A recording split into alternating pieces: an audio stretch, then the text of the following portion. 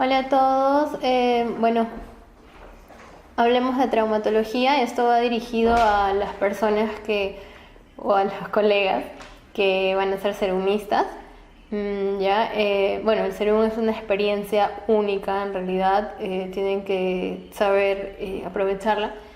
De todas maneras, es una parte de lo que significa ser médico en el Perú, ¿no? Y es bueno que todos tengamos esa vivencia, tomando las precauciones adecuadas y teniendo también mucho cuidado, ya que es el primer contacto, el primer contacto que tenemos con pacientes reales, el primer contacto a ya ser médicos con sello, con responsabilidad legal, etcétera, ¿no? Entonces es muy importante y felicito también a las personas que se han inscrito en este curso, ya que con eso demuestran el interés que tienen en no querer estar haciendo iatrogenias por ahí, ¿no?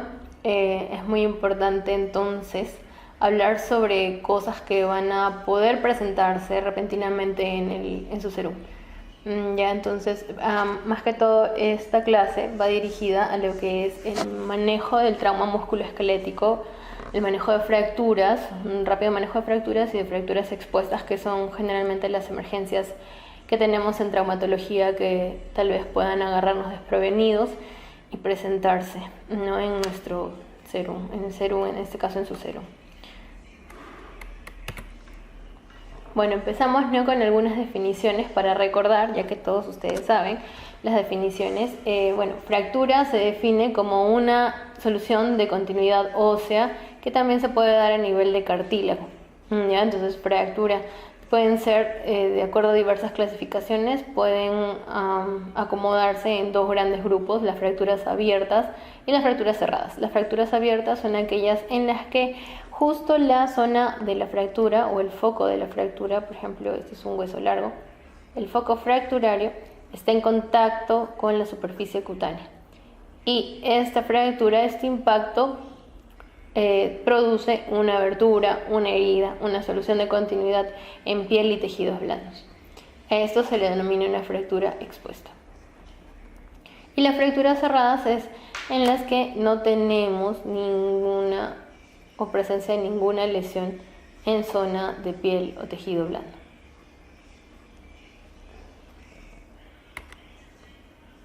Otro término importante que tenemos que tener en cuenta, ya que en las emergencias traumatológicas, es el término de luxación.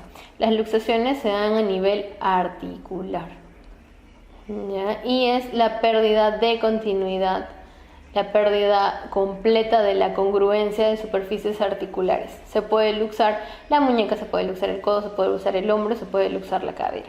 Dentro de las luxaciones, como lo hemos repetido en algunas clases para aquellos que llevaron el curso del ENAM, las luxaciones, las más frecuentes son las luxaciones de hombro. ¿Ya? Esas son las luxaciones más frecuentes que podemos encontrar. En segundo lugar, de las más importantes dentro de las articulaciones más grandes, están las de la cadera. ¿Ya? Entonces, las luxaciones de hombro se pueden deber a traumatismos directos o indirectos. Directos generalmente si es que alguien es impactado con mucha fuerza por algún objeto, ya sea un auto en movimiento, un vehículo en movimiento, o alguien que se ha tenido una precipitación de alguna escalera, de alguna altura, ¿no? Y que cae directamente sobre el hombro. Esto puede producir una luxación, ya bien sea anterior y posterior. Recordar que las luxaciones más frecuentes son las luxaciones anteriores de hombro. Y la segunda más frecuente es la luxación de la cadera. La cadera es la articulación más grande del cuerpo y esta se luxa en traumatismos de muy alta energía. Dentro de ellas, el principal mecanismo de producción es en los choques frontales de automóviles, en el que la parte de la guantera, ¿no?, la parte anterior del auto choca, tiene un impacto directo contra la rodilla, y esta a su vez impacta, ¿no? La fuerza se transmite por el fémur, impacta sobre la cabeza del mismo, que algunas veces rompe el acetábulo o en algunas veces o en algunos casos lo luxa. ¿Ya? Entonces, estas luxaciones de cadera pueden ser también anteriores y posteriores, de los cuales los más comunes son las luxaciones posteriores. Las luxaciones, asimismo, se consideran urgencias traumatológicas. Entonces tenemos que tener dos tipos de definición. Una emergencia es aquella situación que compromete la vida de una persona. En cambio, una urgencia es aquella situación que compromete algún sistema del cuerpo humano, pero que su resolución puede ser dada a partir de las 24, o sea, que tiene que ser resuelta dentro de las 24 o 48 horas, ¿no? Las emergencias, la solución tiene que ser inminente, instantánea. Las urgencias, bueno, pueden esperar, ¿no? Todavía algún tiempo. Las luxaciones, entonces estábamos repitiendo, son urgencias traumatológicas. Nuestro punto de corte para el manejo de una luxación son 6 horas. Y en general, el manejo de las luxaciones lo tiene que hacer el traumatólogo. Ahora que vayan a su serum, van a darse cuenta que hay traumatólogos tradicionales o empíricos, a los que se les llama hueseros, ¿no? En todas las comunidades puede haber uno. El problema de esto, de tener o de manipular a una persona sin haber tomado una radiografía previa, es que en algunos casos podemos hacer más daño del que por sí se produce en la lesión. Entonces hay que tener mucho cuidado con esto, ¿ya? Hay signos que nos pueden orientar al hecho, ¿no? Signos semiológicos que nos pueden orientar al hecho de que nuestro paciente esté fracturado. Entonces, ante una fractura tenemos que evitar maniobrar, ¿no? Innecesariamente, porque podemos empeorar las cosas. Y ante una luxación también, a veces por esfuerzos forzados, por tratar de regresar la articulación a su lugar, como se dice, ¿no? De volver a poner el hombro en su sitio y todo eso, la forma de hablar, terminamos fracturando huesos, ¿ya? Entonces es importante que sí se maneje dentro de las 6 primeras horas, pero tratar de que sea por un especialista. Y bueno, otras tipo de lesiones de partes blandas son los esguinces, bastante comunes, que se caracterizan por la rotura o el desgarro parcial o completo de los ligamentos, tendones y o músculos que rodean una articulación. Ya, eso valga decir, uno de los esguinces más comunes que tenemos en la consulta diaria son los esguinces de tobillo, ¿ya? La típica torcedura de pie al bajar las escaleras, al bajar del bus, etcétera, que produce aumento de volumen, en algunos casos produce una equimosis moderada y una limitación a la marcha, ¿ya? Esos son los principales signos del esguince, que también tienen que tener un manejo adecuado, ya que estos pueden tener secuelas que disminuyan, ¿no? O limiten la actividad del paciente a mediano y largo plazo.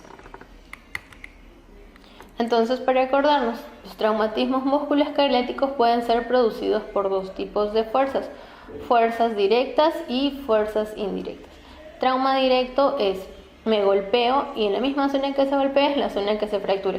Por ejemplo, este ciclista cae sobre el hombro y tiene una fractura de clavícula o puede tener una fractura de húmero proximal, ¿no? Si en este caso cae sobre la clavícula y se la fractura, entonces estamos ante una fractura por mecanismo de trauma directo. Mientras que en el mecanismo de trauma indirecto, la fuerza se aplica por una zona del cuerpo, se transmite y fractura una zona un poco más distal, ¿ya? En este caso la patinadora cae con la mano en extensión y puede luxarse el codo, puede producir también una fractura de húmero proximal, ¿ya? Y en este caso, si se lesionara la muñeca, estamos ante un trauma directo. Pero si se lesiona el hombro o estructuras que están un poco más alejadas, entonces tenemos un trauma indirecto.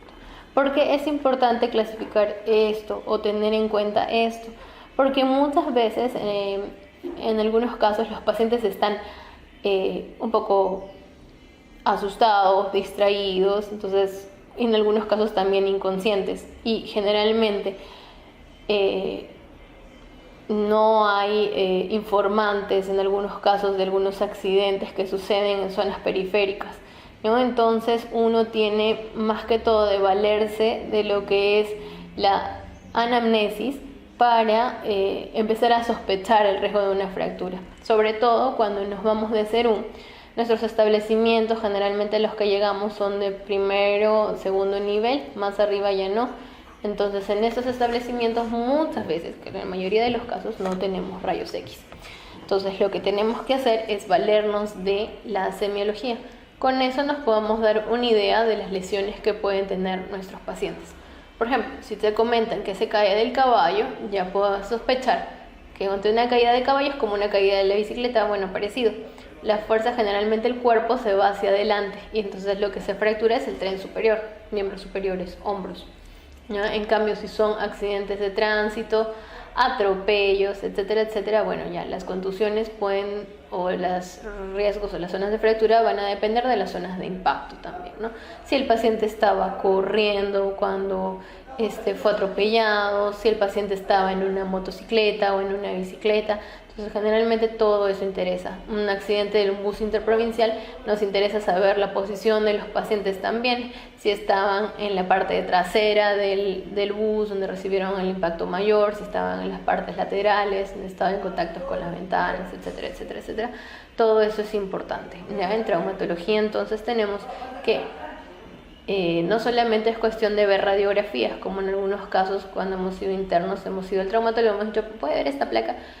No, ¿ya? Entonces siempre tenemos que examinar y también preguntar cómo se produjo el accidente, ¿ya? Entonces muestra de esto son estos imágenes que podemos ver. Entonces los traumas se producen por traumas de alta y de baja energía. Este es otro tipo de clasificación. En los directos, indirectos, también pueden ser de alta o baja energía. Alta energía podemos tener aquellos accidentes de tránsito, como podemos ver aquí, ¿no? Atropellos, las precipitaciones, alguien que cae de un abismo, del segundo piso, del techo, etcétera, los suicidas, y las heridas de arma de fuego también son considerados armas de alta energía.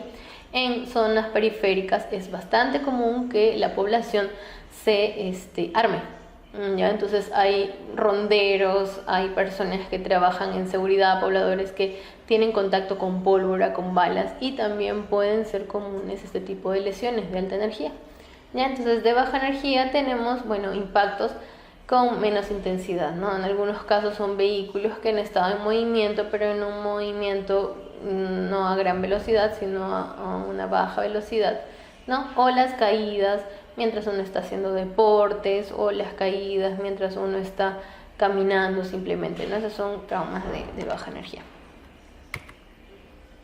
Bueno, tenemos que la principal casuística o el principal origen de pacientes con lesiones de traumatismo musculoesquelético van a ser los accidentes de tránsito, cada día más comunes, tanto en la capital como en las provincias de nuestro país. Entonces los accidentes de tránsito van a corresponder alrededor de un 60%, estos divididos en accidentes automovilísticos y en accidentes de motocicleta.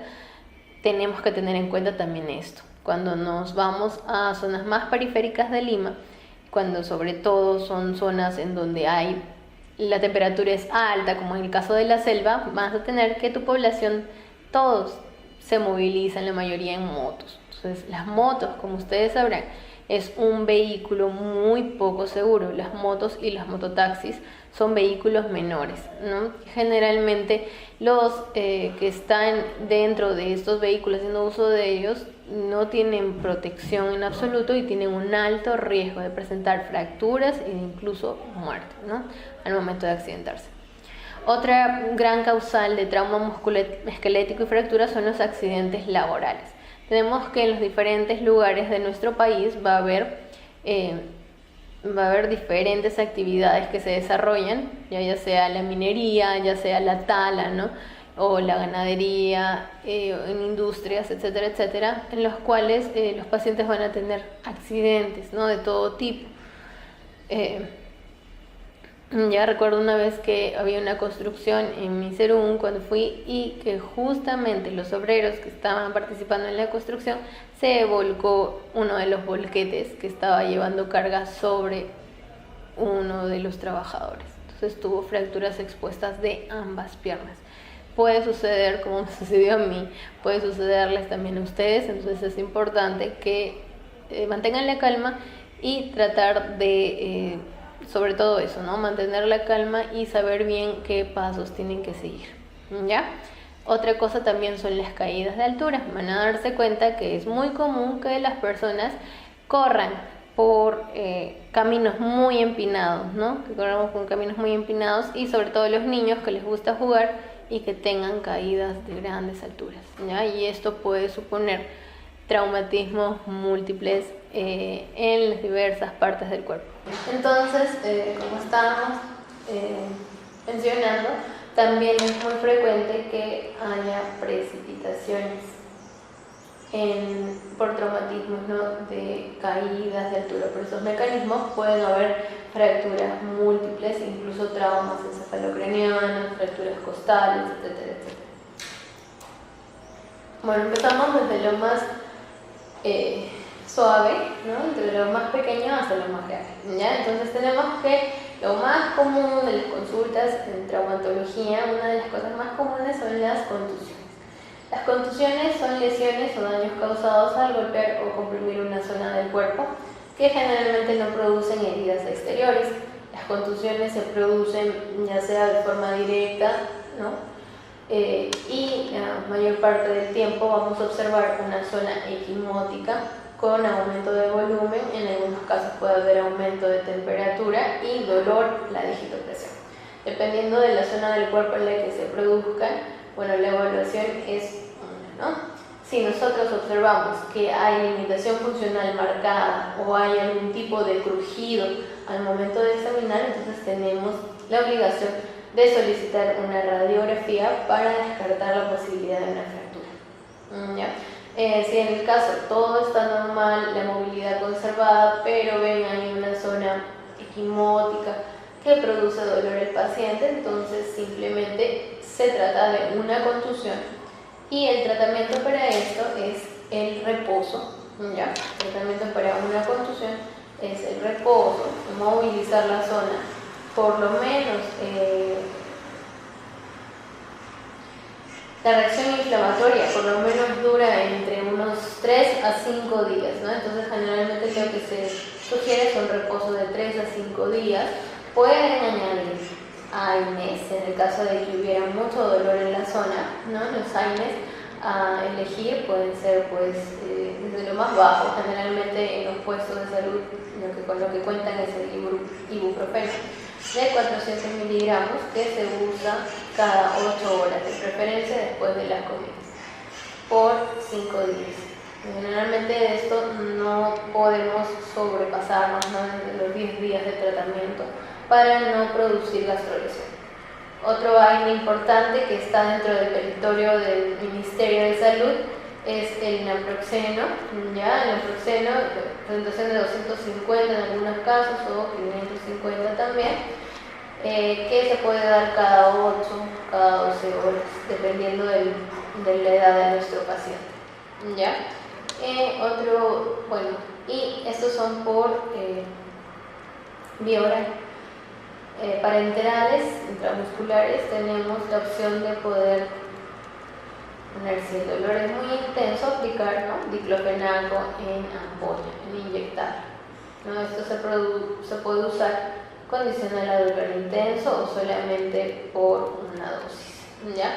Otro secreto para el manejo de las contusiones es la crioterapia o utilizar el hielo local, que se aplica por 20 minutos en la zona afectada cada 3 a 4 horas. Pero lo más importante es el reposo en el caso de las contusiones. Luego tenemos también que dentro de los traumas musculares, parte de las contusiones se pueden presentar también los desgarros musculares. Los desgarros musculares se van a definir como lesiones, como podemos ver en la imagen, del tejido muscular, que van acompañados de un sangrado. Ya puede ser un sangrado leve, moderado, ¿no?, que se produce por la disrupción de los vasos sanguíneos que discurren en el cuerpo, en el vientre de los músculos, ¿ya? Lo que se produce, este sangradito produce hematomas, los cuales hacen un efecto de masa y producen dolor, ¿ya? Entonces, el manejo de los desgarros musculares, bueno, para comenzar el diagnóstico, generalmente se hace, bueno, con un examen físico. Cuando es un desgarro grado 3, es un desgarro amplio, severo, en el examen físico es muy notorio, se va a palpar como dos masas, ya que el músculo cuando se contrae, se rompe, se contrae y forma dos masas. Entonces se palpa esta masa y se palpa como una muesca entre ellas, ¿no? Eso es clínicamente, pero este es un desgarro de grado severo. En cambio, los desgarros leve a moderado producen solo dolor al movimiento. El paciente va a persistir en el movimiento, va a poder mover, pero lo va a hacer con muchísimo dolor, ¿ya? Entonces, en los desgarros, como les estaba explicando, son 3 grados, 1, 2 y 3. Grado 1 y 2, el diagnóstico generalmente es ecográfico.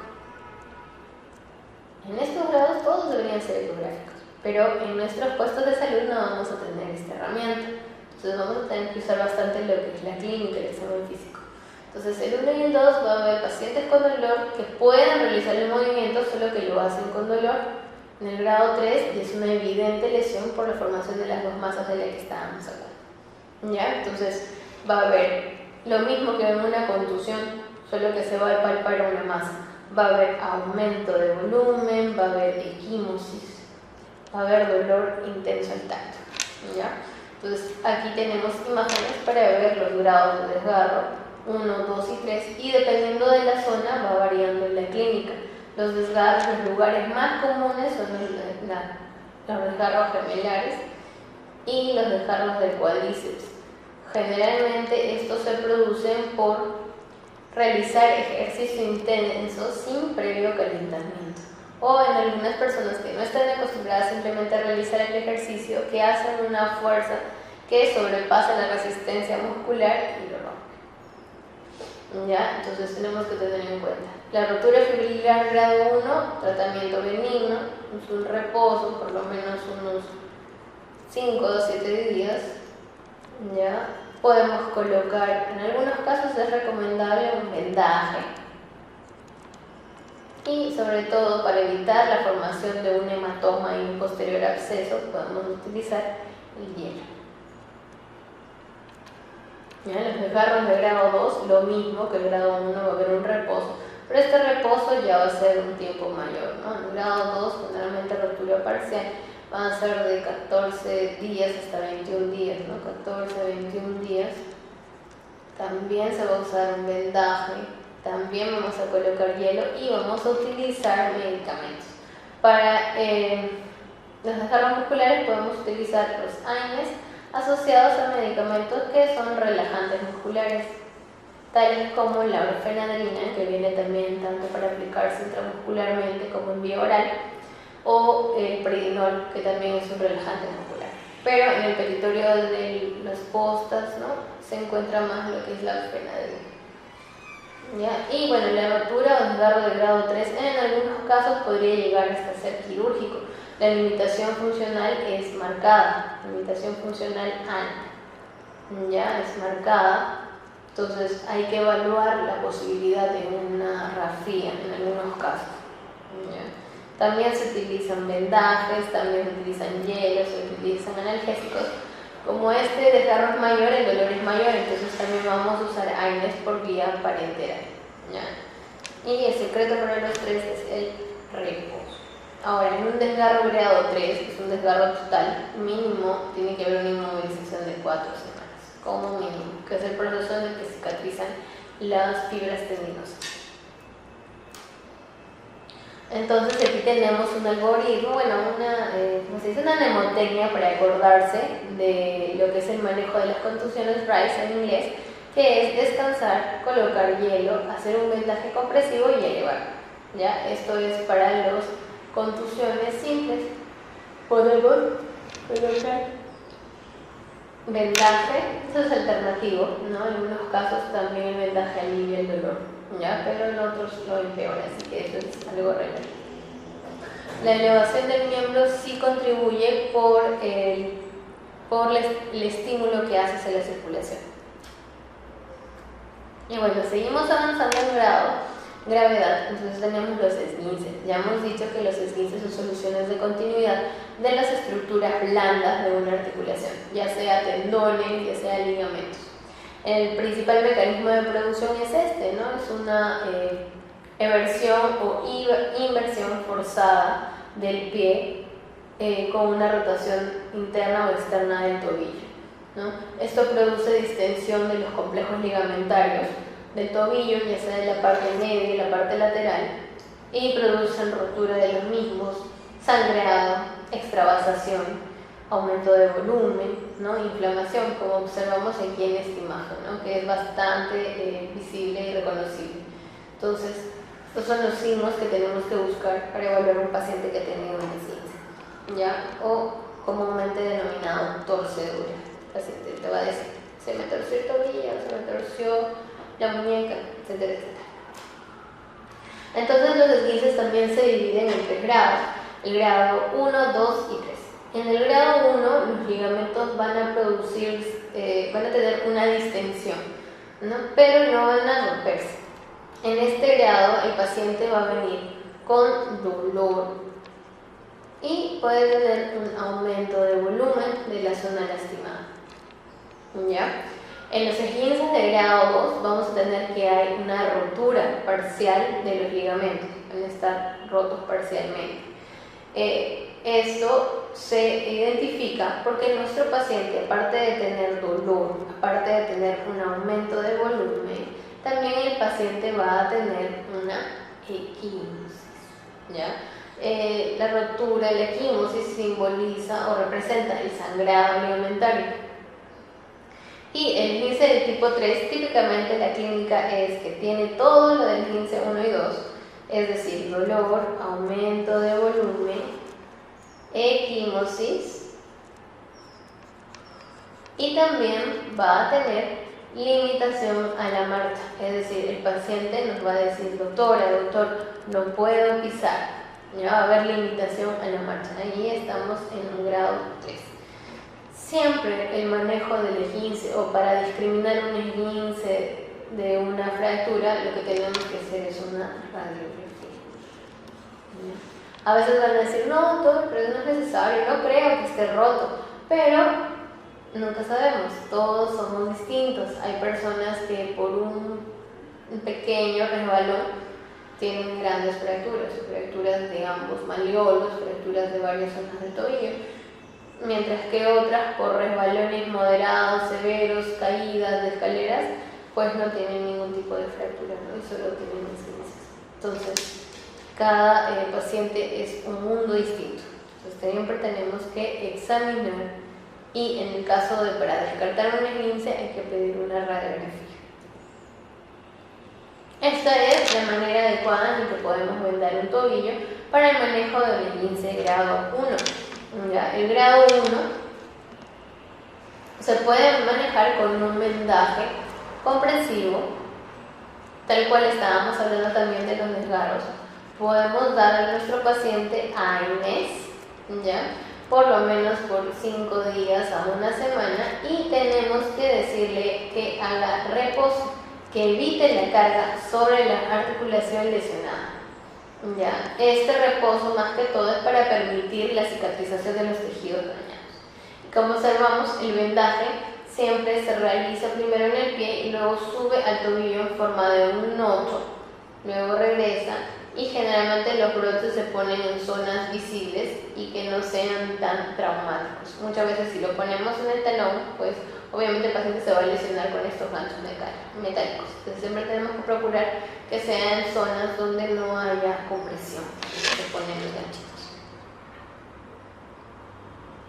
Ahora, para hablar en general del manejo de el policontuso, el paciente policontuso, el paciente politraumatizado y con fracturas, tenemos que tener en cuenta las cosas que ya hemos mencionado anteriormente.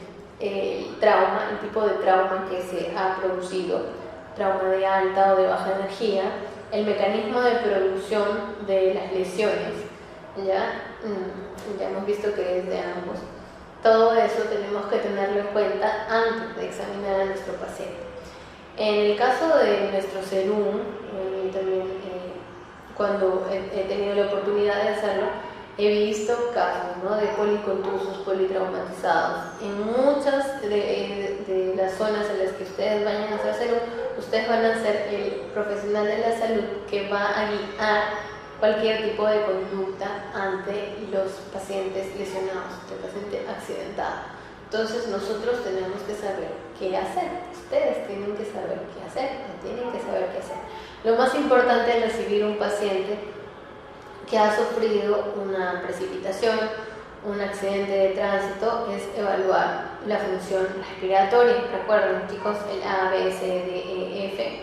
Entonces, primero lo que tenemos que evaluar es la vía aérea, la función respiratoria, luego la circulación, luego el estado neurológico, posteriormente exponer al paciente para evaluar las lesiones, contusiones, posibles zonas de fractura, etcétera, etcétera, etcétera, para lograr un buen manejo.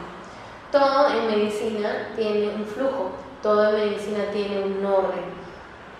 Generalmente, según las normas del ATLS, que es la asociación que dirige el manejo del trauma a nivel internacional, a nivel mundial, entonces tenemos que todo policontuso que nos llegue a la emergencia le tenemos que solicitar como mínimo una radiografía cervical, una radiografía torácica y una radiografía pélvica, que son las principales zonas del cuerpo que van a lesionarse en caso de accidentes, traumas de alta energía. Y también a todos estos exámenes se le suma una tomografía cerebral. ¿Ya? Vamos a tener que cuando examinemos al paciente, al menos en el examen físico traumatológico de un policontuso, empezamos de dirección cefalo-caudal, de la cabeza hacia los pies. Examinamos si existen hematomas, golpes, ¿no? O heridas abiertas en cuero cabelludo. Evaluamos la simetría del rostro para ver posible trauma facial, ¿no? Las zonas del arco cigomático, que son las zonas más expuestas cuando tenemos golpes en rostro, el puente nasal, ¿no? Todo eso se evalúa visualmente y mediante la palpación rápida. Evaluamos la región cervical, el movimiento activo, pasivo, las deformidades, etcétera, etcétera, etcétera. Bajamos, evaluamos los hombros, la congruencia de ambas clavículas, palpamos las clavículas, evaluamos la movilidad de ambos hombros, movilidad pasiva si nuestro paciente está inconsciente.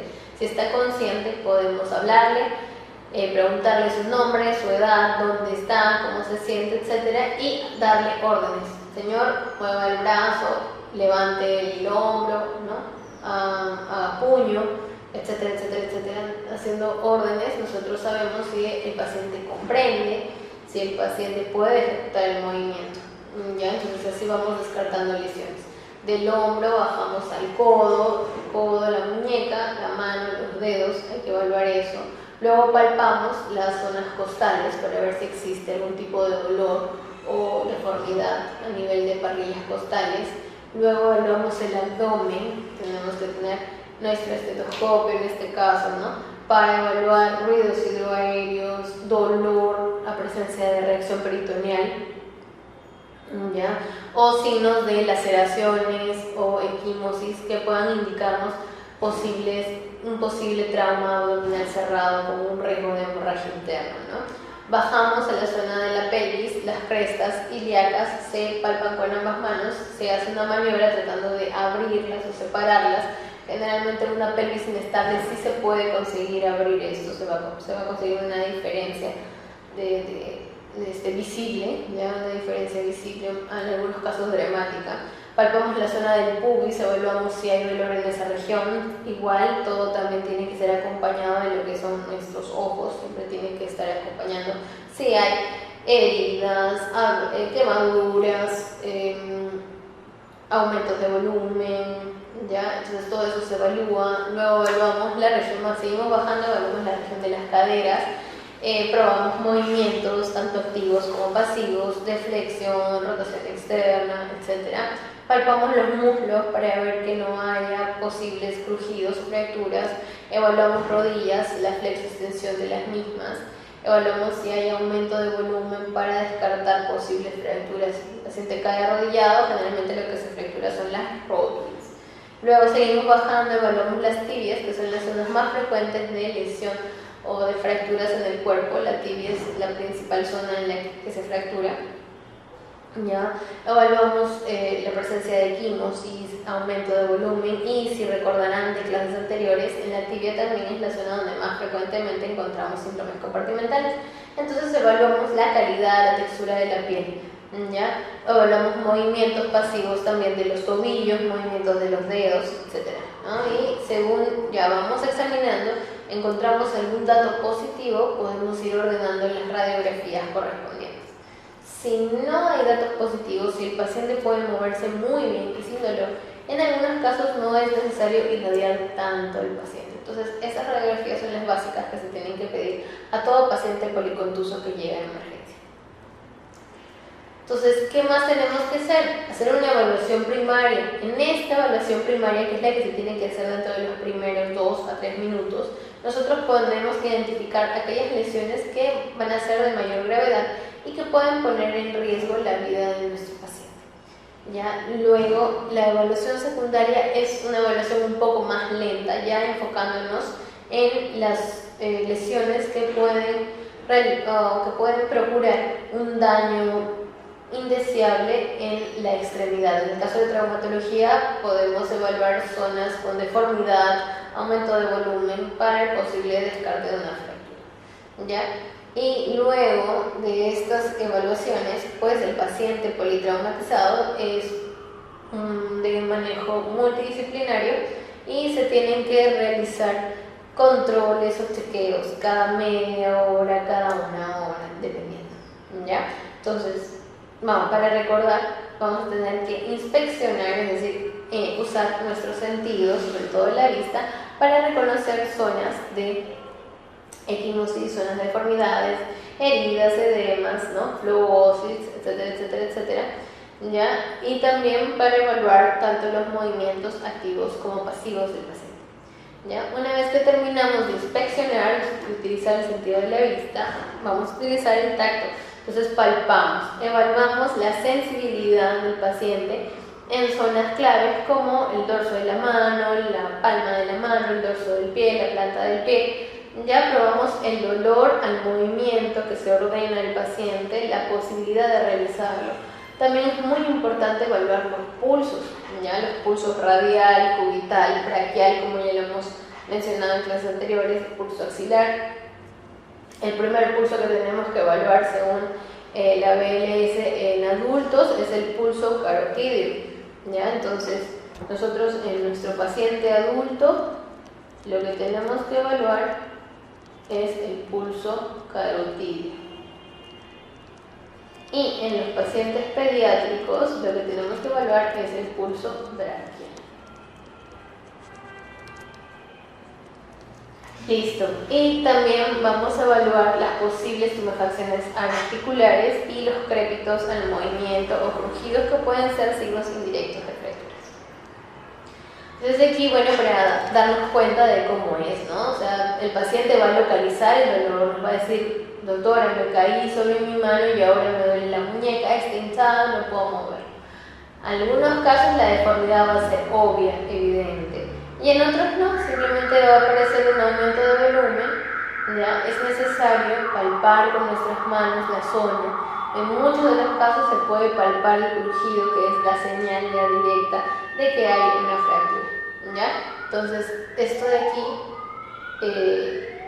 se palpa, se siente en muchos casos y se corrobora con una radiografía de la zona. ¿Ya? Entonces tenemos en este caso una fractura de radio cúbito distal. Luego de esto tenemos un tratamiento que puede ser un tratamiento quirúrgico o podemos optar por un tratamiento conservador. El tratamiento conservador se realiza mediante la aplicación de un yeso. Ojo, por más que nosotros querramos ayudar, los médicos generales no realizan colocación de yeso, más pueden realizar colocación de férulas. En muchos de sus sedes de internado seguramente les han enseñado a aplicar una férula. Ojo, en los puestos de salud no contamos con yesos, con vendas de yeso.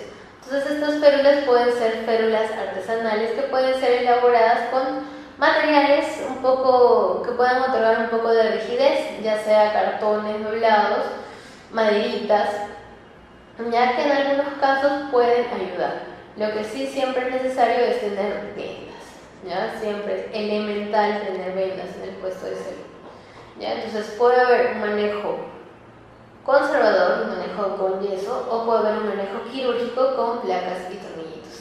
Todo esto de aquí es por parte ya del especialista, que es el médico traumatólogo. ¿Ya? Entonces, repasemos algo sobre las fracturas. ¿Ya? Entonces, tenemos que las fracturas son soluciones de continuidad ósea que se pueden dar a nivel tanto de las epífisis, que son las zonas distales del hueso, como de la diáfisis. ¿Ya? Entonces, recordando, epífisis, diáfisis, la zona intermedia es la metáfisis, caracterizada por la presencia de hueso esponjoso, hueso bastante sangrante, bien nutrido y que se replica activamente, ¿ya? Durante todo el día. Los trazos de fracturas se dan de acuerdo al mecanismo de producción de las mismas.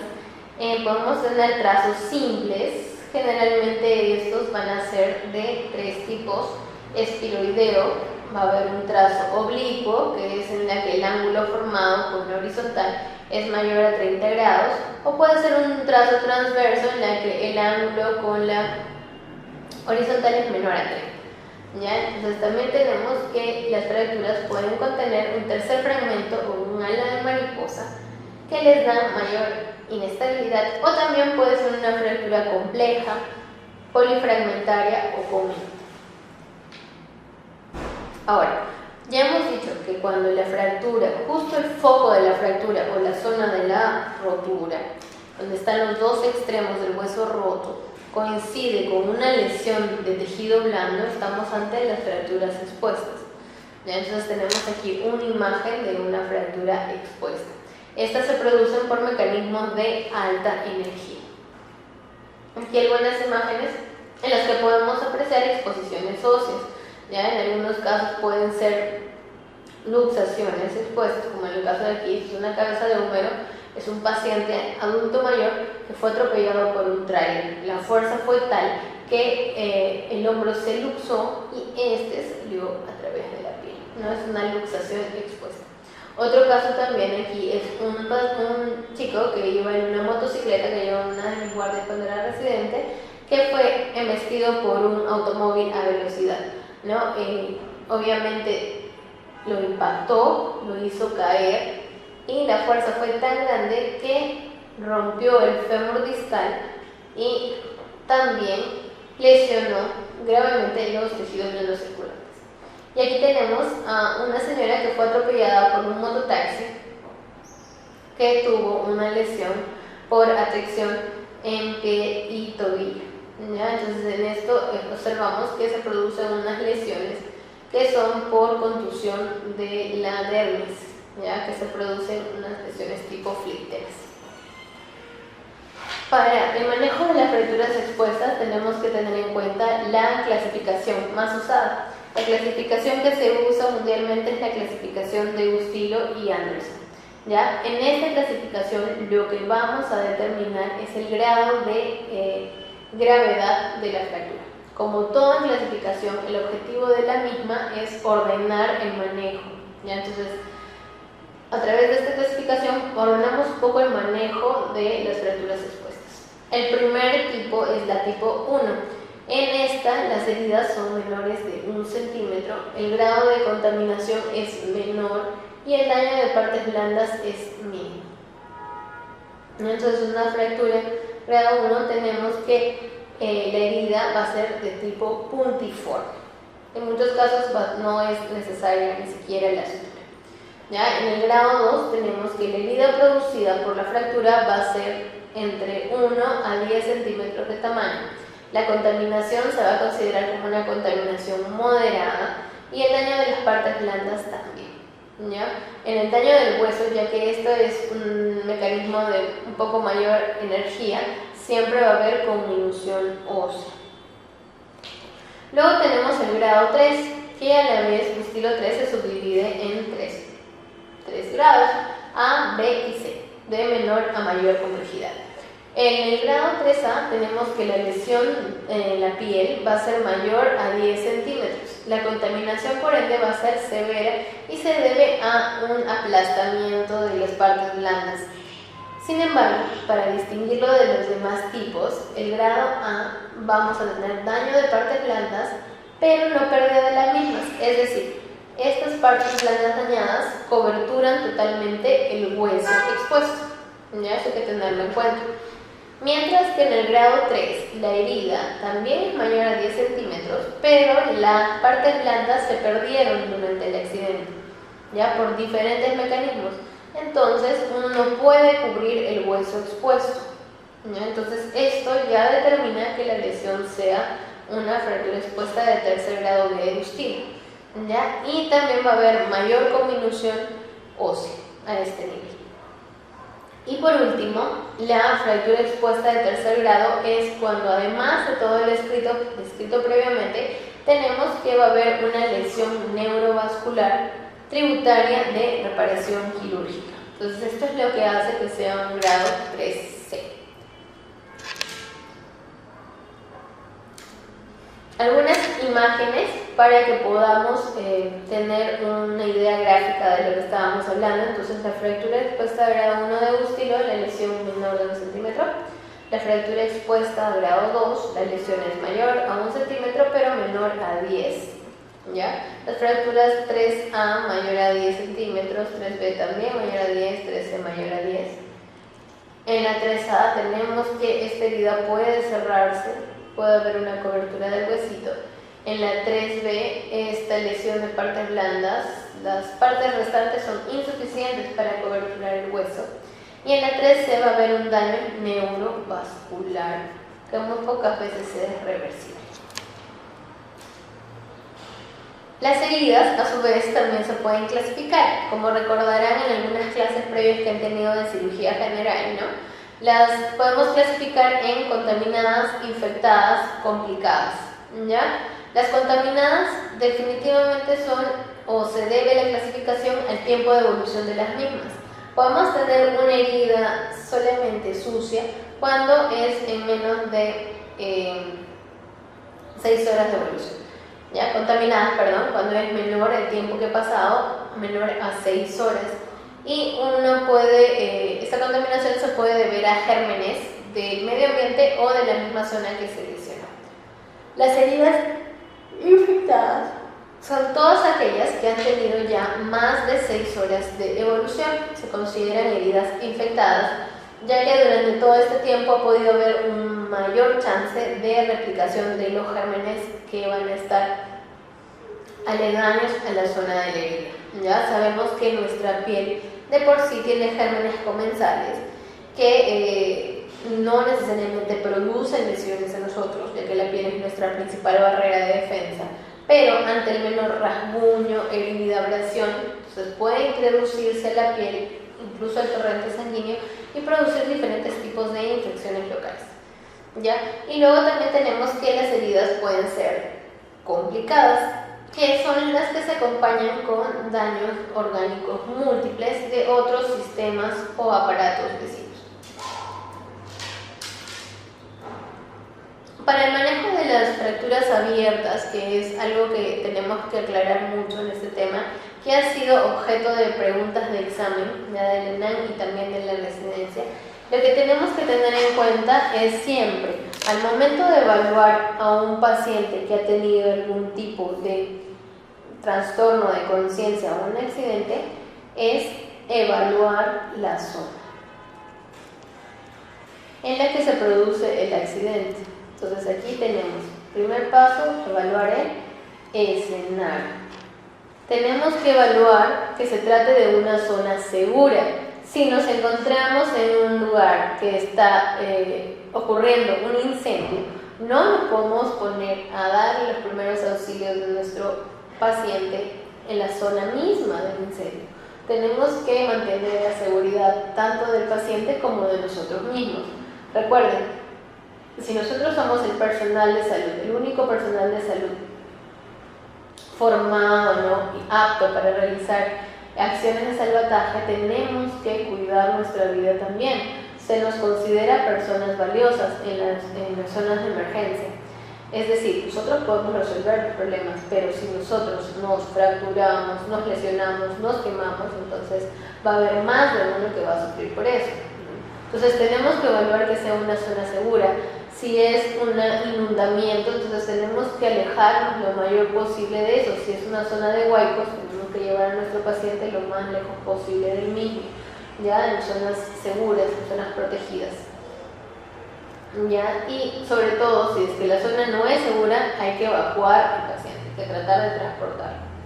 ¿Ya? Una vez que estamos en la sala de urgencias o en nuestro tópico de nuestro puesto de salud, tenemos que ordenarnos, ¿ya? Y tenemos que tratar de primero evaluar el A, B, C, D, E. Recuerden, para mí mi tema llega todavía hasta la E, F, ¿ya? Entonces primero tenemos que ver la vía aérea, revisar si hay cuerpos extraños, hacer la maniobra de visualizar, sentir el pulso y visualizar las respiraciones del paciente, ¿ya? Lo primero ante una persona inconsciente es, aparte de ver la zona segura, es el llamado. Golpeando ambos hombros del paciente, nosotros podemos llamarlo, señor, señor, ¿se encuentra bien? Despertarlo, alertarlo. De acuerdo a eso vemos el estado de conciencia del paciente. ¿Ya? Si el paciente no respira, no nos contesta, entonces es un signo que nosotros debemos empezar con maniobras de resucitación. ¿Ya? Es importante, antes de empezar las maniobras, evaluar la respiración y el pulso. ¿Ya? Normalmente el pulso normal nosotros tenemos que tener adecuado desde 60 a 90 hasta 100 latidos por minuto, ¿no? Que se consideraría en un paciente que ha sufrido un trauma. ¿Ya? Presión, la presión también se tiene que evaluar, pero en todo caso es algo que no se hace, es algo que tengas un ayudante, ¿no? Entonces hay que evaluar también la presión sanguínea, ya evaluar las zonas distales a ver si están bien perfundidas. Ya una vez que se ha visto eso, la circulación del paciente, si tiene los pulsos periféricos presentes, si hay cambios en la temperatura de las extremidades, ya vemos el estado neurológico, el estado de conciencia, preguntamos, hacemos preguntas simples sobre cuáles son los nombres del paciente, de dónde nació, dónde se encuentra, cómo fue el accidente, etcétera, etcétera, etcétera. ¿Ya? Y luego vemos la parte del exposure, que es recortar la ropa del herido para evaluar las lesiones que hay, tanto hematomas, equimosis, escoriaciones, ¿no? Deformidad, etc. Y según esto vamos palpando, tal cual lo explicamos en diapositivas anteriores, desde la cabeza hacia los pies del paciente y decidimos cuál va a ser el manejo de las primeras acciones, ¿no? Mientras nosotros hacemos la primera evaluación, la evaluación primaria de nuestro paciente, si es que tenemos la ayuda de un licenciado o algún técnico, bueno, lo que tenemos que asegurar es por lo menos una buena vía periférica. Ya en casos de pacientes que estén con hemorragia activa, tenemos que asegurar 2 vías periféricas, ya en ambas extremidades, y tenemos que instaurar, en el caso de fracturas expuestas, la primera dosis de antibiótico. ¿Ya? Los antibióticos de fracturas expuestas, según las guías, se tienen que usar cefalosporinas de primera generación. ¿Ya? Y luego, de acuerdo a eso, se puede subir de nivel. ¿Ya? Lo que nosotros tenemos en los puestos de salud generalmente al alcance son cefalosporinas de tercera endovenosa, que es la ceftriaxona. En muchos de sus puestos van a encontrar esto. Entonces, si tienen ceftriaxona, pueden iniciar el tratamiento con una dosis completa o parcial. Pueden ser 2 gramos cada 24 o, si ustedes desean, 1 gramo cada 12 horas. Pero de todas maneras, iniciar el antibiótico. Otra acción importante es la colocación de la vacuna antitetánica. Estas tienen que hacerse dentro de las primeras 6 horas de la lesión. Ya, no dejar pasar más tiempo. Entonces están ya manejando la parte circulatoria de fluidos del paciente, dándole su clorurito, su antibiótico endovenoso. También aprovechamos para pasar analgesia endovenosa, en estos casos en nuestros puestos de salud siempre hay metamizol. Ojo, el diclofenaco no puede utilizarse de vía endovenosa. El diclofenaco viene en presentación para aplicación intramuscular. ¿Ya? Podemos usar metamizol y tramadol en endovenosos, ¿ya?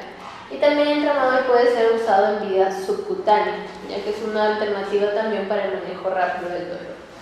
¿Ya? Entonces, ya hemos puesto en nuestro paciente la vía, el antibiótico, el AINE, la vacuna antitetánica, y evaluamos las zonas de las heridas. Si están con sangrado activo, hacemos compresión. Ya compresión de la lesión durante 3 a 5 minutos para lograr una remisión del sangrado. ¿Ya? Y si no se logra, pues se hace un vendaje compresivo. ¿Ya? Entonces, luego ya que hemos estabilizado al paciente, le hemos realizado la primera evaluación, pasamos a la zona fracturada, ¿no? Entonces, en la zona fracturada tenemos que va a haber exposición ósea, músculo roto, tendones afeccionados, piel rota, etcétera, etcétera. Entonces, tenemos que primero anestesiar a nuestro paciente con nuestra lidocaína, ¿no? A través de infiltraciones en la parte de la dermis profunda, infiltrar, y luego realizar un lavado lo más prolijo que se pueda con cloruro de sodio. Si no contamos con cloruro de sodio, puede ser con agua hervida, pero no caliente, sino a temperatura ambiente. ¿Ya? Entonces realizamos un lavado. Recuerden que el principal mecanismo de acción del lavado es el arrastre mecánico. Entonces no puede ser que estemos jugando a bañar la herida, no, sino el chorro tiene que ser persistente y tiene que tener una fuerza moderada, ¿ya? Para que arrastre los gérmenes, la tierra, el detritus que se pueden encontrar en la lesión. Una vez que se ha lavado la herida, podemos usar varios productos para lavarla. En todo caso, si contamos con iodopovidol en espuma, la mayoría de hospitales tienen, usamos iodopovidol en espuma para lavar. Si contamos con clorhexidina, eso también puede ser una opción, no es la mejor, pero recuerden, cuando tenemos tejidos abiertos, la clorhexidina no es la mejor opción. En piel cerrada, sin ninguna herida, sí se puede usar clorhexidina, ¿ya? Pero en todo caso, ante la ausencia de los medios adecuados, podemos usarla, ¿no? Bien diluida, con bastante líquido, ¿ya? Entonces son dos sustancias que podemos usar. Recuerden siempre de lavar muy bien y retirar la sustancia, ¿no? Al final es esta sustancia. El lavado se realiza un lavado prolijo, ¿no? Con un frote moderado y de la zona menos contaminada a la de mayor contaminación, ¿ya? Entonces desechando las gasitas, ¿no? Desechando las gasitas cada vez que pasamos ya por zonas contaminadas. Entonces luego de eso, si hay signos de sangrado activo, podemos hacer puntos hemostáticos, puntos de afronte, para luego poner apósitos en la fractura y un vendaje compresivo. Una vez que hemos puesto el vendaje en la zona de la exposición, ya podemos preocuparnos por inmovilizar la fractura para el traslado de nuestro paciente. Esta inmovilización puede ser a través de férulas, pero como ya he dicho, a veces no tenemos yeso, podemos hacerla con 2 tablitas, podemos hacerlas con colchas en algunos casos, con maderitas o cartones duros, etc. Entonces, tenemos que evacuar a nuestro paciente en las mejores condiciones posibles. Ya se han tenido pues, casos en los que se ven que el puesto de salud está a 3-4 horas de distancia de la zona de la zona de mayor complejidad para referir. Entonces tenemos que quedarnos al lado del paciente para tratar de mantenerlo estable y con vida, ¿ya? Una vez llegado ya al hospital, bueno, ya el manejo pasa al equipo de especialistas que se encuentran en el hospital, ¿no? Que idealmente tienen que hacer el lavado quirúrgico de la herida, de la fractura expuesta, y en algunos casos, si cuenta con material, se puede hacer una inmovilización para una cirugía de control de daños, ¿ya?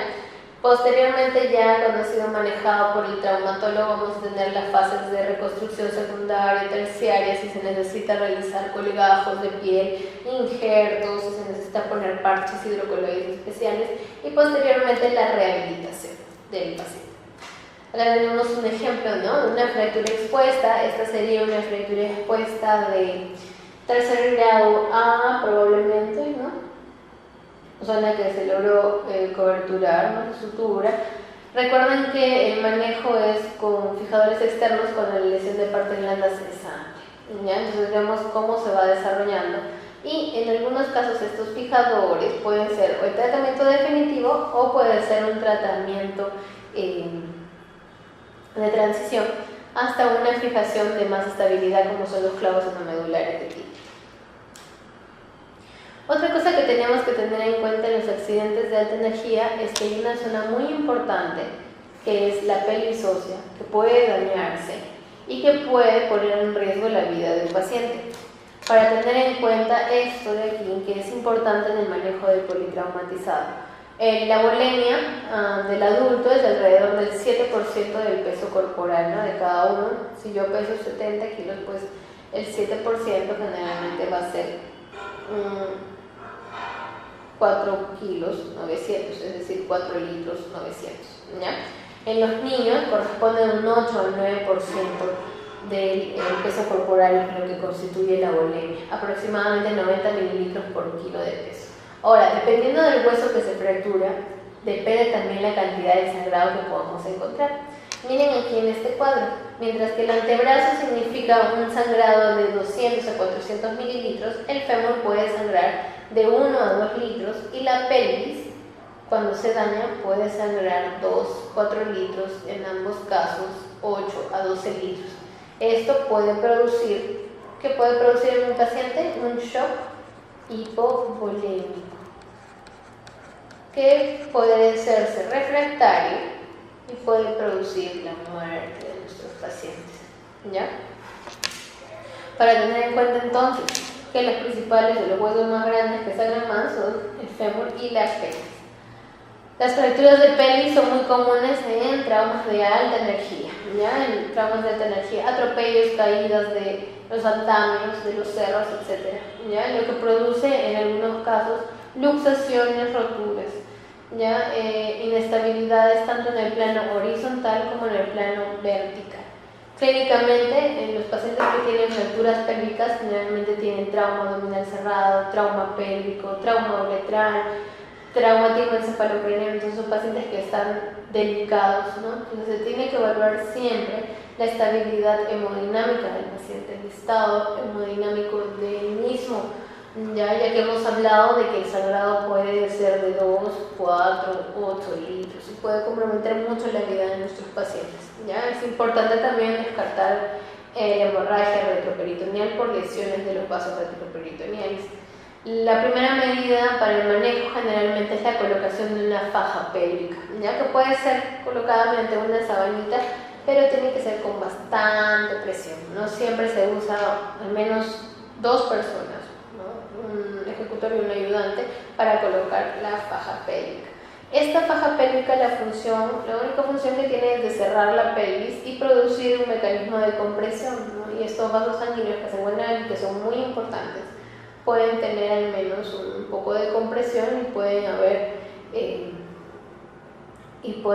hemostasia, ¿no? Entonces aquí vamos a recordar el algoritmo que estábamos hablando. A, de la vía aérea; B, de respiración, el estado de nuestro paciente; C, la circulación, presión arterial, los pulsos periféricos, etc.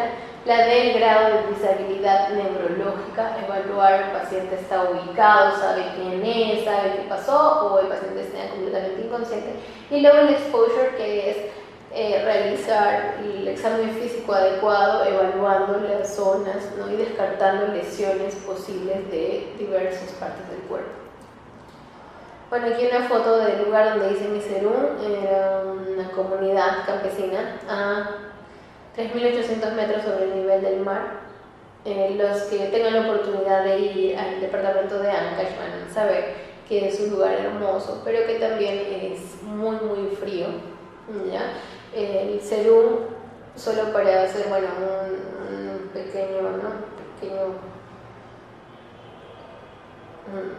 pequeño corte de lo que estábamos hablando. El serum es una experiencia enriquecedora, que a la vez también puede ser una experiencia traumática para algunos, ¿no? Para muchos de mis compañeros lo fue. Para mí personalmente no fue una experiencia agradable, pero al principio a todos nos va a costar acomodarnos, a todos nos va a costar, pero si de verdad somos médicos de vocación, vamos a entender que el serum en muchos de los casos es necesario. Observen esta zona, es una zona bastante erosionada, es un terreno bastante difícil, ¿no? Personas que viven, por ejemplo, muy separados, o sea, aquí hay una casita y a 2 lomas hay otra casa, entonces la tierra es difícil para que haya buenos medios de transporte aquí, ¿no? Aquí no hay acceso de vehículos, entonces las personas se trasladan con caballos o con burros, ¿ya? Entonces eso también hay que tener en cuenta, ¿no? Ante ellos, ante una emergencia, ¿cuál es la posibilidad de poder lograr un adecuado traslado de la población? Entonces tenemos que en pleno siglo XXI hay muchas personas que viven en un atraso total, en una pobreza muy grande, no solamente económica, sino también mental y social, ¿ya? Entonces esto es para que vean las diferencias, ¿no? Y que sea una oportunidad para ayudar bien a una comunidad, para ser un elemento que cambie algunas cosas en esta comunidad, ¿ya? En las comunidades en las que sean designados. Bueno, y me había olvidado que esta foto es con el objetivo de ver que cuando están de serumistas, cuando hemos estado nosotros también de mi generación, pues las condiciones son condiciones extremas.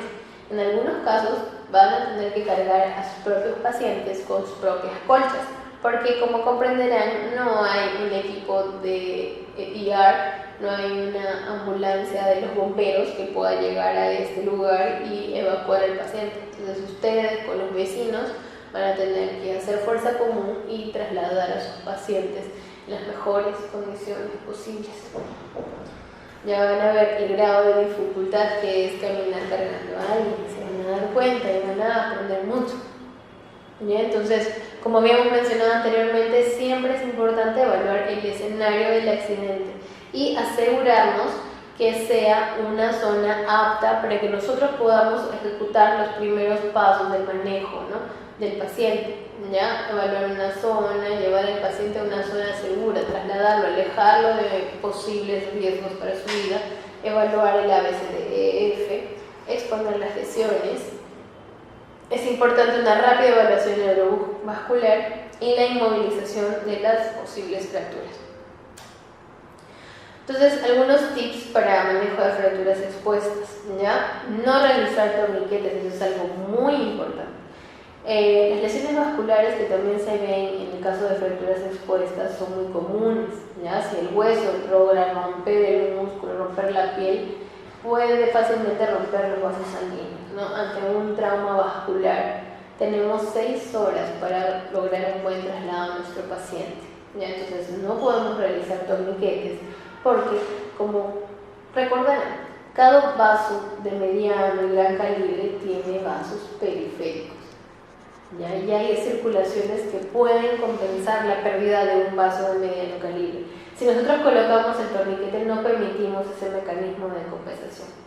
Es más, lo que contribuimos es a la isquemia de los tejidos que ya estaban pobremente irrigados. Entonces nosotros podemos ser los culpables de que haya una isquemia, una posterior necrosis tisular y una posterior pérdida del miembro en evaluación, ¿no?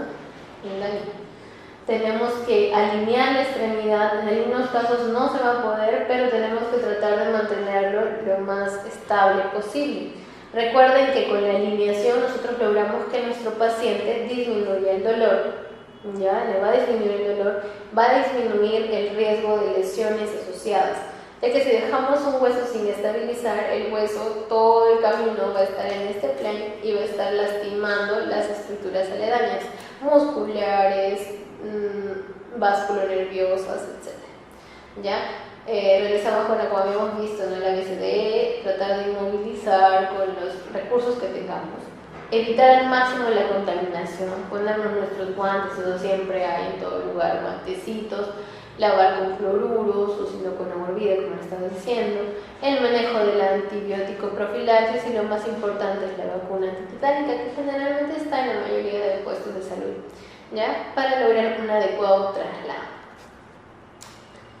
Entonces, cuando vean que un paciente viene sangrando, pues no desesperen, no lloren, no colapsen, no se desmayen. Lo único que tienen que hacer es coger un pedazo de gasa, unas gasas, ponerse sus guantes, poner unas gasas, aplicar una compresión continua, por lo menos dicen los días de 3 a 5 minutos, ¿ya? Tampoco estar comprimiendo y luego estar levantando la gasa cada rato, porque eso no es lograr una hemostasia, ¿ya? Si la zona no deja de sangrar, como habíamos mencionado, hay que aplicar un vendaje con cierta presión. Tampoco recuerden que son recomendables los vendajes tipo torniquete, ¿ya? Evitar el shock para el paciente. Generalmente cuando hay una hipovolemia tenemos que abrigar, mantenerlo caliente para de esta manera estimular la circulación. Y también en algunos casos se recomienda elevar los miembros inferiores, ¿no? Para facilitar el flujo retrógrado de sangre de los miembros inferiores al resto del cuerpo. Tipos de inmovilizaciones pues pueden ser diversas, ¿no? Como les explicaba, hay que tratar de mantener un miembro inmóvil. Si no tenemos férulas de yeso, pues tenemos retazos de tela con maderitas que podemos usar para un tipo de férulas, inmovilizaciones. Hasta la misma tela de la ropa del paciente puede ser utilizada para esto, ¿ya? Tenemos que procurar contar con estos recursos como mínimo en nuestro puesto de salud: vendas elásticas, gasitas estériles, ¿ya? Vamos a tener gasas, ¿no? Vendas de gasa también, vendas de algodón, curitas también ayudan. Y telas, retazos de tela que nos pueden servir muchísimo, ¿ya? Miren cómo en estos casos siempre se realizan también vendajes de mano de acuerdo a las lesiones que podamos tener. Estos vendajes en la mano se tienen que tratar de envolver a todos los dedos, dejando siempre libre el pulgar para la posibilidad de movimiento, ¿ya? También en caso de lesiones de dedos, inmovilizarlos con férulas digitales, que también habrán visto, ¿no? Que en algunos hospitales, en vez de usar esas férulas de aluminio, utilizamos los simples bajalenguas. Los simples y silvestres bajalenguas podemos colocarlo en los deditos con ayuda de esparadrapo para inmovilizar fracturas pequeñas. En el caso de fracturas del clavículo y del hombro, tenemos los cabestrillos artesanales, que son mediante puntas de tela, sábanas, pañoletas que podamos utilizar para inmovilizar a nuestro paciente. En el caso de lesiones de tobillo también podemos ingeniárnoslas haciendo las férulas o inmovilizando con el miembro contralateral. Podemos hacer los llamados sindactiles, ¿ya? Esos son mecanismos de sindactiles. Los vendajes del tobillo, recuerden que tienen que ser tipo 8, ¿ya? Siempre tiene que haber una zona que sujete el vendaje. En este caso de la mano es la muñeca y en el caso del pie es el tobillo, ¿ya?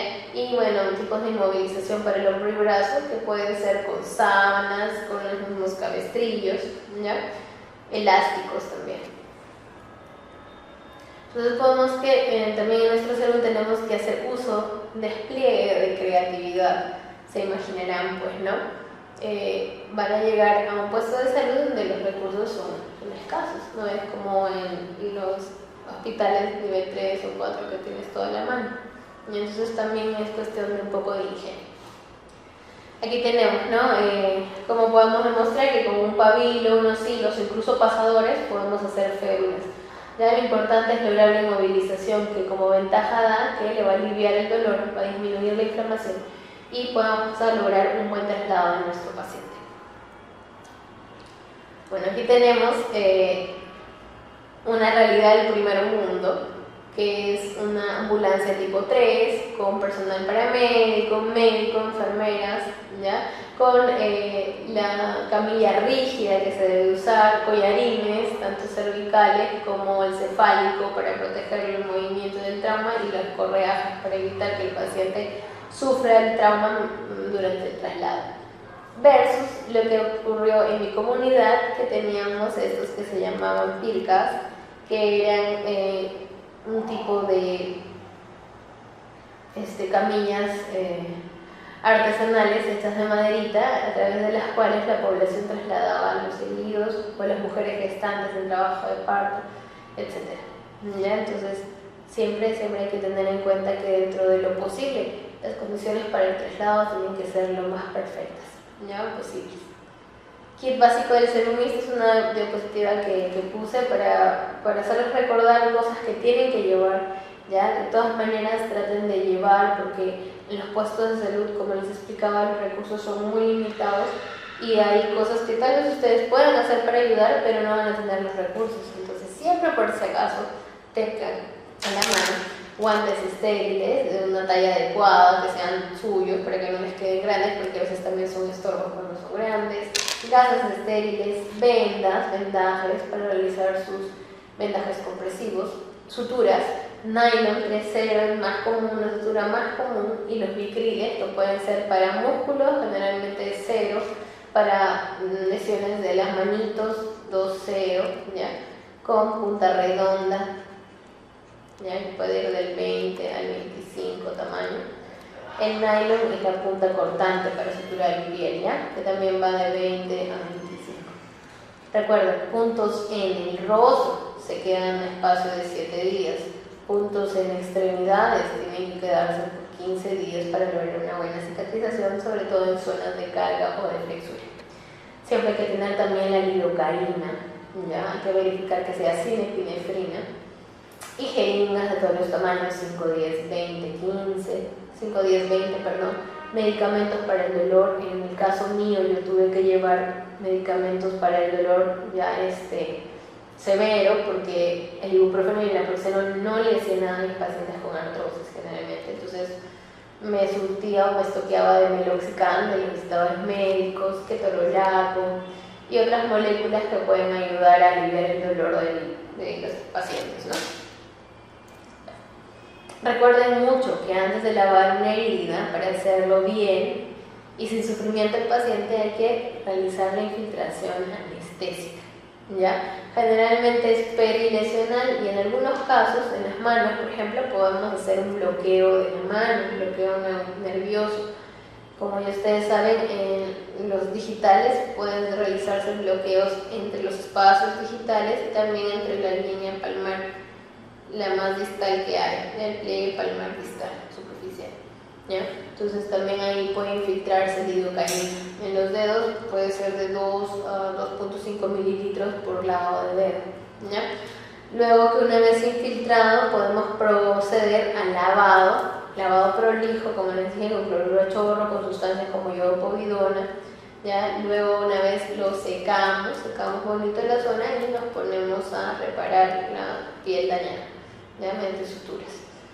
Mientras estamos realizando eso, podemos ordenar al enfermero, al técnico, si es que estamos acompañados, de administrar los analgésicos y los antibióticos endovenosos. Y siempre va a haber la posibilidad de una referencia. Lo que les mencionaba, podemos hacer un bloqueo simple de manos, sabiendo anatómicamente dónde están los nervios, ¿no? No necesariamente en el bloqueo le tenemos que dar al nervio, simplemente la zona circundante la podemos infiltrar con lidocaína y esta se extravasa y llega al núcleo nervioso, ¿no?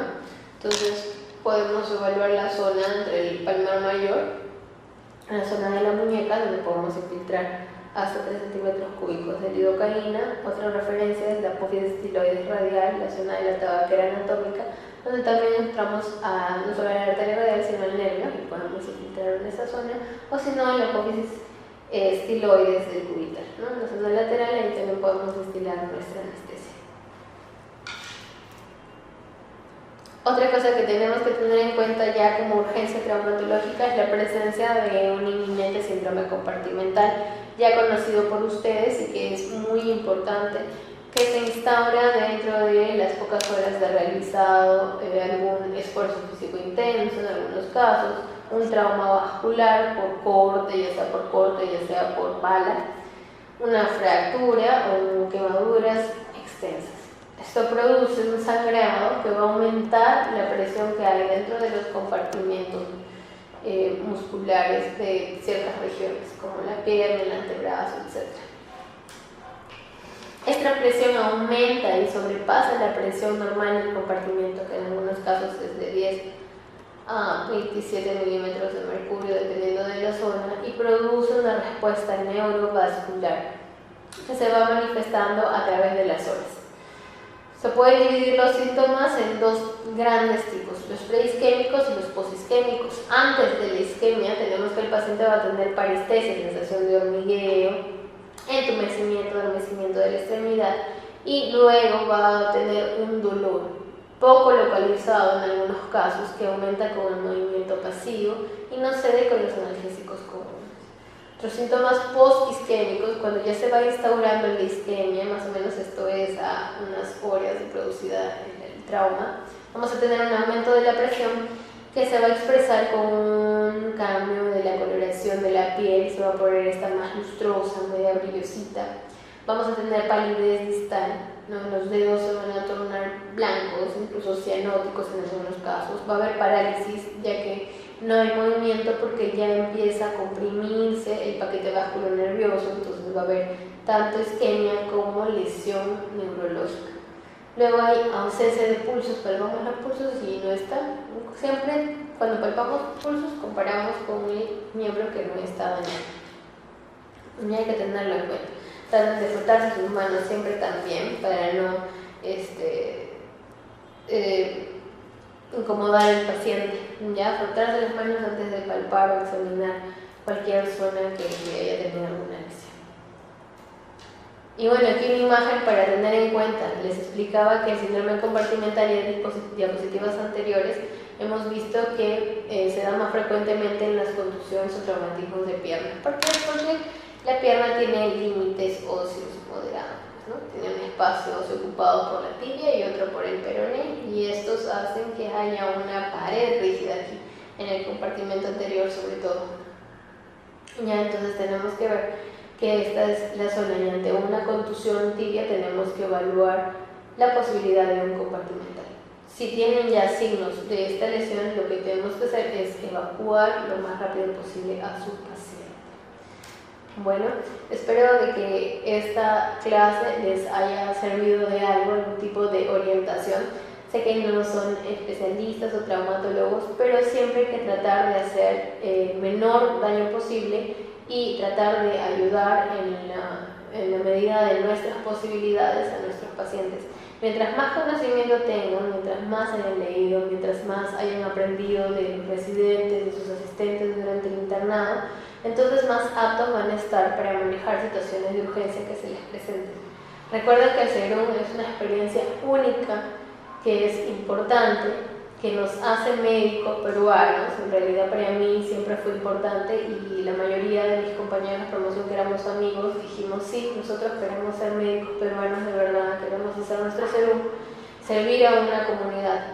Tómenlo desde ese lado, tomen sus precauciones, cuídense mucho, siempre tengan en cuenta que nuestras vidas son valiosas.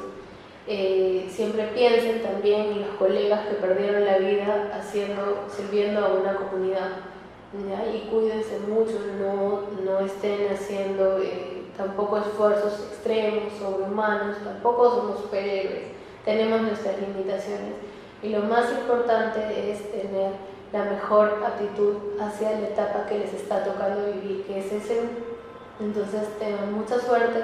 No duden en acudir siempre a los residentes, que compartieron información con ellos, sus asistentes, ¿no? Incluso sus profesores, para consultar, porque nosotros no salimos de la Facultad de Medicina sabiendo todo, ¿no? Somos humanos ante todo, y tienen que tener en cuenta esto al momento de tener a un paciente frente a frente, y ya con la responsabilidad y su sello, con su colegio médico activo y hábil para ejercer lo que más nos gusta, ¿no? Que es la medicina. Gracias y muchos éxitos.